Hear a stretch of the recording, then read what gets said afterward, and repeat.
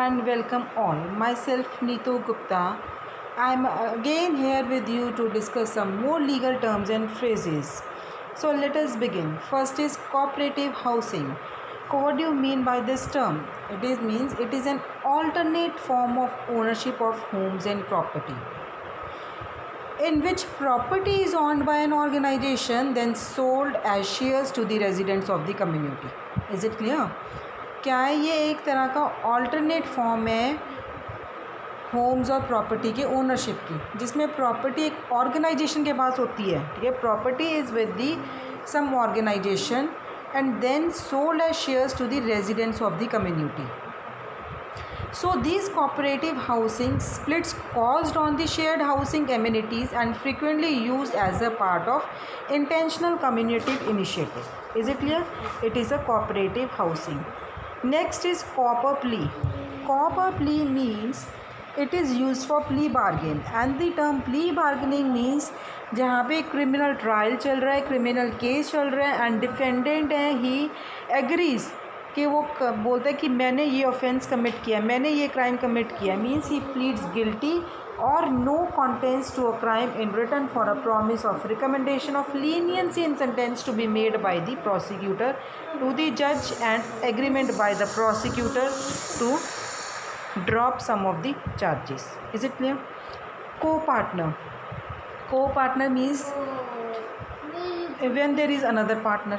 Partnership firm है, वहाँ पे दो या दो से ज़्यादा मेंबर है, तो एक पार्टनर दूसरा क्या होगा? को partner. Copyright. Copyright means author है राइट की. For example a person is writing an article, उसका खुद का आर्टिकल है, कोई बुक है, उसने खुद की बुक पब्लिश की है, लिखी है. ठीक है, तो उसमें क्या है, वो जो ऑथर है ही हैज़ अ कॉपीराइट. वो उसकी जो ऑथर का आर्टिकल है या बुक है, whatever it is, nobody can copy. अगर वो कॉपी करेगा then he has to mention, वो उस पर अपना नाम नहीं लिख सकता. He can be punished for that. Is it clear? Suppose if in future you are going to do masters में आप थीसिस लिखोगे, डिसर्टेशन होगा आपका, तो उसमें क्या, यू कंसल्ट मैनी बुक्स, जो ऑथर के व्यूज़ भी आप लिखते हो, तो in that you have to mention कि you have taken this context from such and such book by such and such author. Is it clear? That is a copyright. So there is a protection from the copyright. अगर आपका कोई article, कोई book आपका copy कर रहा है और अपना नाम लिख रहे हैं, you can be protected under this law. Is it clear? Next, corner.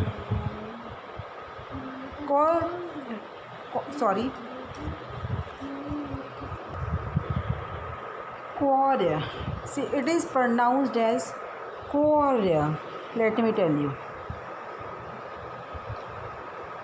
K-A-W-R-U-H-N-U-H. Quarrier. Is it quarrier? So what does it mean? It means a county official with the responsible to determine the cause of death of anyone who dies violently. ठीक है, अगर किसी की death attack से हो रही है, accident से हो रही है, या एकदम से उसकी डेथ हो गई है, देन वो उसको डिटरमाइन करने के लिए कि उसकी डेथ का रीज़न क्या है, what is the cause of its death, is known as quare. Is it clear? So quare उनका जो स्टाफ है वो बॉडी को एग्जामिन करता है at the scene of such death and make a report. अगर उनकी जो वो कॉज है वो ऑब्वियस नहीं है देन, और या फिर सर्टिफाई नहीं किया जो फिजिशियन उन्हें अटेंड कर रहा था, देन आपका जो ये क्वारंटाइन है, इसको ऑर्डर किया जा सकता है कि to determine the cause of the test. Is it clear? Now next is corporate opportunity. Corporate opportunity means जो business opportunity, and that business opportunity becomes a corporate official. It becomes a corporate official, particularly a director या फिर कोई भी upper management है, due to his or position with the corporation. Is it clear? ये जो corporation है, they have right to damage for such improper appropriation of the opportunity. कोई नुकसान हो रहा है, कोई भी अपॉर्चुनिटी, एनी नॉलेज है that belongs to the corporation and the official owe a duty not to the use that opportunity or knowledge for their own benefit. Is it clear? That is corporate opportunity. Corporation. Corporation, again, I need not to explain much about the corporation. कोई भी organization and that corporation is formed with the state government approval. State government approval से बनी है वो, to carry on the business, to carry out any activity. And अगर वो आपका ये क्या है कि and that corporation can be sued and be sued. Is it clear? So that is a corporation. Next, corpus. It means body. Corpus means body. Is it clear? Next, corpus delicate. Corpus delict, ये Latin term है. इसका मतलब है कि there is a fact crime has been committed. Is it clear? Next, corpus juris, body. It means body of law. So corpus term means body and juris means law. ये body of law, इसमें क्या आ जाएगा? सारे laws, सारे cases, everything will be included. Next, corroborate. Corroborate means कुछ confirm करना. To, अगर इन ले लैंग्वेज वी से to confirm something.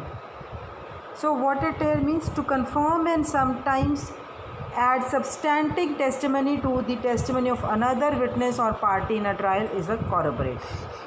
Corroborating evidence, जो एविडेंस ऑलरेडी एग्जिस्टिंग एविडेंस को स्ट्रेंथन करता है, ज़्यादा स्ट्रॉन्ग बनाता है, that is corroborating evidence. Next, cosine.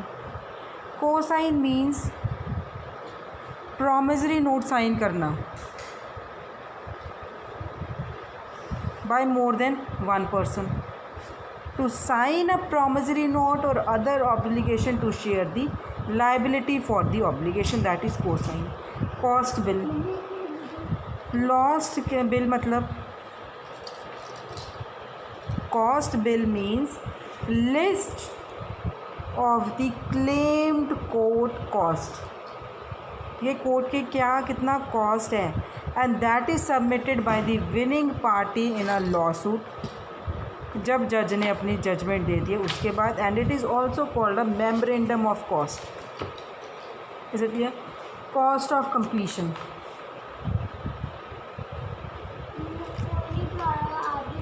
Cost of completion means जो आपको नुकसान हुआ था, means the amount of money that is required to complete performance when a contract has been breached by failure to perform. So for example, when general contractor breaches by not completing a house, so cost of completion is the actual cost of bringing in a new builder to finish what is left to do. So actual cost has become the measure of damages rather than the estimate of cost based on percentage of work to be done, that is cost of completion. Next, cost. Costs को क्या use होता है? It is a shorthand for court costs, which we have already discussed. Next, co-tenancy. Co-tenancy means कि वो situation है जहाँ पे एक से ज़्यादा पर्सन का इंटरेस्ट है प्रॉपर्टी में उसी टाइम पे. वो टेनेंसी इन कॉमन है, जॉइंट टेनेंसी भी कह सकते हैं, tenancy by the entity. Is it clear? Co-tenant. See, co-tenancy था, अब ये को-टेनेंट आ गया है. को-टेनेंट मीन्स जहाँ पे रियल प्रॉपर्टी में एक से ज़्यादा पर्सन का इंटरेस्ट है, दैट इज़ को-टेनेंट. काउंसिल. काउंसिल क्या है? कोई भी लॉयर को कह सकते हैं, अटॉर्नी को कह सकते हैं, काउंसिलर को कह सकते हैं, सॉलिसिटर, बैरिस्टर, एडवोकेट, किसी को हम क्या कह सकते हैं? Counsel. It means to give legal advice. Who gives legal advice? Sorry, to give legal advice. Counsellor means जो अटॉर्नी के पास लाइसेंस है, he is a counsellor. Count. ये क्या है? कंप्लेंट में जो भी अलग अलग स्टेटमेंट्स की हैं और वो स्टेटमेंट में कॉज ऑफ एक्शन बताया गया है and that gives rise to a lawsuit. और आप यहाँ कह सकते हो कि हर एक सेपरेट चार्ज है क्रिमिनल एक्शन में, that is a count. For example complaint है सिविल, मतलब कि क्रिमिनल सूट नहीं है, तो लॉ सूट में क्या आ सकते हैं? फर्स्ट काउंट में cause of action for negligence, फिर वो क्या स्टेट कर सकते हैं? डिटेल्ड एलिगेशन, ठीक है। सेकेंड काउंट में क्या आ जाएगा? Breach of contract. Third count में किस चीज़ का ब्रीच ऑफ कॉन्ट्रैक्ट हुआ है? For debt. Is it clear? ये तो सिविल केस का था। नाउ इन क्रिमिनल केस हर एक काउंट, ईच काउंट स्टेटमेंट होगी ऑफ डिफरेंट एलिज्ड क्राइम, तो उन्हें सो कॉल्ड कॉमन काउंट्स भी बोलते हैं, which covers various types of debt. Is it clear? Next, counter offer. Counter offer means one party has made an offer to other. For example, I say I want to sell my mobile phone for rupees 10,000 and other party says that I am ready to purchase your mobile phone but for rupees 8,000. So it is a counter offer. तो जो आपने पहले offer बनाया था वो offer ख़त्म हो गया है। Is it clear? नो, जब काउंटर ऑफर होता है कोई भी कॉन्ट्रैक्ट कंक्लूड नहीं होता, देयर इज़ नो कॉन्ट्रैक्ट, कोई भी पार्टीज़ उससे लाइबल नहीं होते, उसे परफॉर्म करने के लिए लाइबल नहीं है। हाँ, if you are accepting the other party's offer कि 8,000 में वो कह रहा है आपका फ़ोन खरीद दूंगा, it means now he is the offer and you are the offeree, that is counter offer. Counter claim. Counter claim क्या होता है कि जब प्लेंटिफ डिफेंडेंट के अगेंस्ट केस फाइल करता है तो डिफेंडेंट भी क्लेम करता है against the plaintiff in a lawsuit. अब जो वो अब आंसर देता है रिटर्न स्टेटमेंट में, वहाँ पे वो काउंटर क्लेम करता है। काउंटरफीट। काउंटरफीट में क्या है कि जब हम किसी डॉक्यूमेंट को, particularly that document is regarding the money, उस डॉक्यूमेंट को हम डिफाइन कर रहे हैं, डिस्क्राइब कर रहे हैं कि this document is forge document, that is a counterfeit. Money है, नकली नोट लेके आ रहे हो, that is a counterfeit. Is it clear? Counter part. Counter part means जब एक रिटर्न पेपर है और काफ़ी डॉक्यूमेंट में से काफ़ी डॉक्यूमेंट्स है, उसमें से एक रिटर्न पेपर है जो, और उस रिटर्न पेपर में क्या है? कॉन्ट्रैक्ट है। तो वो कॉन्ट्रैक्ट सेवरल काउंटर पार्ट्स में है which are same but each paper is signed by a different party,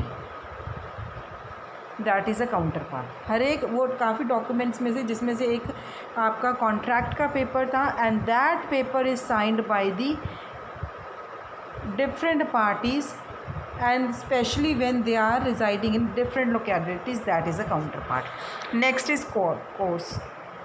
course में क्या है? During, you can say in the course of business, कि बिजनेस चलाते समय, in due course of employment, in course of trade, that is course. Course of employment वही आ गया कि जब एक पर्सन किसी की एम्प्लॉयमेंट में है, ये तो वगैरह in course of employment he has done such and such work. Is it clear? Then court. What do you mean by the term court? Court means एक जहाँ पे डिस्प्यूट हो रहा है आपका, क्या मैं आपको, everybody knows what is court. When you have any dispute between some person, आप कहाँ जाते हो? कोर्ट में जा रहे हो, that is, and that is presided by the जजेस। Next, court calendar. Court calendar means जहाँ पे मैटर्स के लिस्ट लिखी हुई होती है, ठीक है, जो मैटर्स कोर्ट में है वहाँ पे एक लिस्ट बनी होती है एंड उसमें क्या है कि this are the matters which are to be heard by the court. Court costs. Court cost again वही चीज़ें आगे पहले भी डिस्कस कर चुके हैं हम, आपको मैं जस्ट ब्रीफ में फिर से बता देती हूँ। इसमें आपकी कोर्ट कॉस्ट में सारे एक्सपेंसेस आ जाते हैं, वो अटर्नी देता है जो भी कोर्ट में एक्सपेंसेस हैं, कोर्ट फी वगैरह, then he claims from the his client. तो इसमें आपके क्या है, कोई भी चार्जेस आ जाते हैं डिपोजिशन के, कॉपिंग पेपर्स के, देन कोई भी आपके स्टैम्प है, all these are the court costs. Court docket. Court docket क्या है? What do you mean by the term court docket? So it means docket kind of docket. Now docket means a list of cases, जो pending cases हैं उनके कौन से trial पे लग रहे हैं, that is court docket. Court docket, I am repeating again, it means a list of cases on trial. Is it clear? So now I end up my lecture here. In the next session I am again coming up with more legal terms and phrases. Please keep watching my lecture. Thank you.